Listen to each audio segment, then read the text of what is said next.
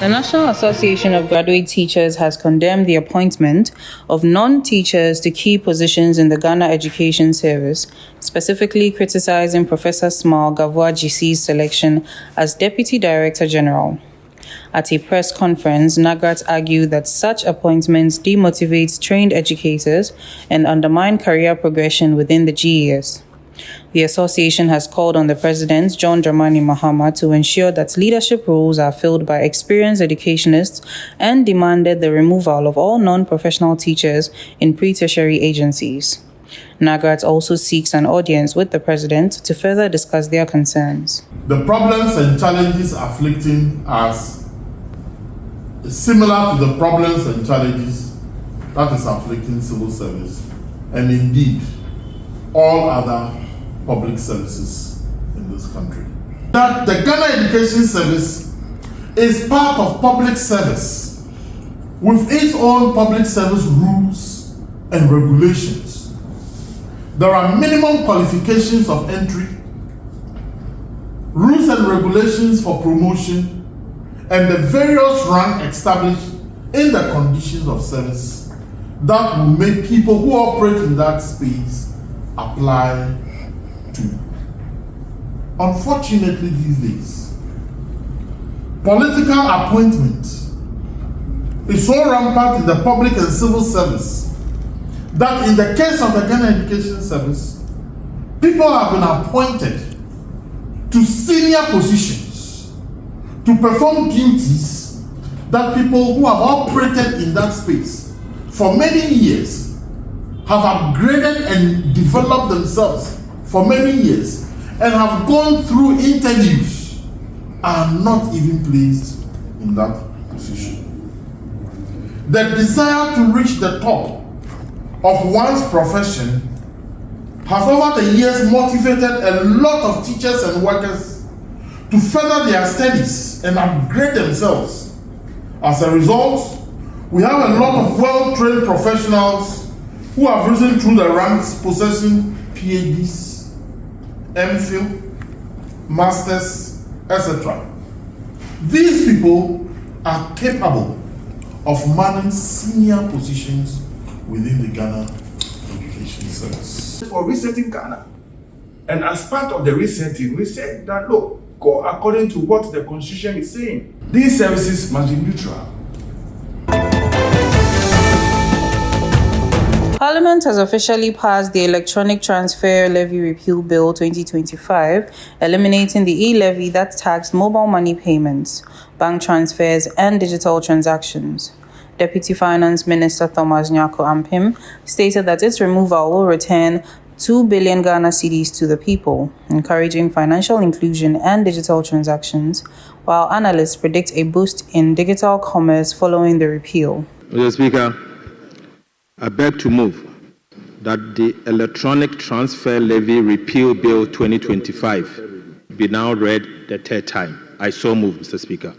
Honourable members, question numbered item 50 at page 12 of today's order paper, accordingly moved by the Minister responsible for Finance. Any seconder? Yes, Speaker, I second the motion. Honourable members, the motion is moved and seconded, and it is for the consideration of the House. Honourable members, motion accordingly adopted, and the Electronic Transfer Levy Repeal Bill 2025 is read the third. Honourable members, the question is, those in favor say aye. Those against say no. The volume of the work is making me speed up. Honourable members, the ayes have it. An act to repeal the Electronic Transfer Levy Act 2022, Act 1075, and the Electronic Transfer Levy Amendment Act 2022, Act 1089, and to provide for related matters. Honourable members, the motion is adopted. The Electronic Transfer Levy Repeal Bill 2025 is now read the third time. The Ghana Traditional Council has announced a ban on drumming and noise-making from May 12 to June 12 as part of customary preparations for the Homowo Festival. The ban ensures a period of spiritual reflection before the festival, which celebrates resilience and a bountiful harvest. Specific dates will later be announced for areas including Osu, La, Teshi, and Tema. The Council reminded the public that the ban is legally recognized under Article 11.3 of the Constitution of Ghana, protecting cultural traditions. The title of the press release is Public Notice, Ban on Drumming and Noise Making. The Ghana Traditional Council hereby informs the general public that as part of the customary rites leading to the celebration of the annual Homowo Festival, there will be a ban on drumming and noise making within the jurisdiction of the Ghana State from Monday 12 May to Thursday 12 June 2025. Please note that as part of the Ghana Danwe custom, since Homowo is not celebrated on the same day throughout the Ghana State, the Osu, La, Teshi, Numwa, Tema, Boom, Pram Pram, and Ningo traditional areas will announce separate bans after 12 June 2025 for specific periods. So residents within those traditional areas are advised to look out for their dates and comply accordingly. This ban is a sacred tradition observed to maintain peace, solemnity, and spiritual reflection as the Ghana people prepare for Homowo, a festival that commemorates resilience, unity, and thanksgiving for a bountiful harvest. The public is reminded that this customary practice is legally recognized under the 1992 Constitution of Ghana, which upholds and protects Ghanaian customary law and cultural practices. Specifically, Article 11.3 of the Constitution acknowledges customary law as an essential part of Ghana's legal system, while Article 26.1 guarantees the right of communities to preserve and practice their cultural heritage. To ensure full compliance, the following measures will be enforced. 1. All worship centers should confine their activities within their church premises. 2.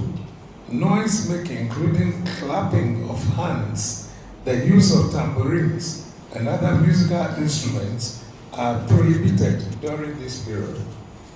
3. The position of loudspeakers outside the church premises and mosques is banned during this period. 4. Roadside evangelism with megaphones and other loudspeakers should also be totally avoided during this period. And 5. Funeral rites and its related activities are also banned during this period to a week after the lifting of the official ban, meaning funerals can take place from Friday, 20th of June, 2025. A task force working with RESEC and various metropolitan municipal district assemblies has been deployed to collaborate with the Ghana Police Service and the other security agencies to monitor adherence and address any violations and prosecute culprits who fail to comply with the ban. We urge all residents, visitors, and institutions to respect this cultural practice as it fosters social harmony and mutual respect within a diverse society. We appreciate the cooperation of all as we observe this significant tradition. Let us work together to uphold our heritage and maintain peace.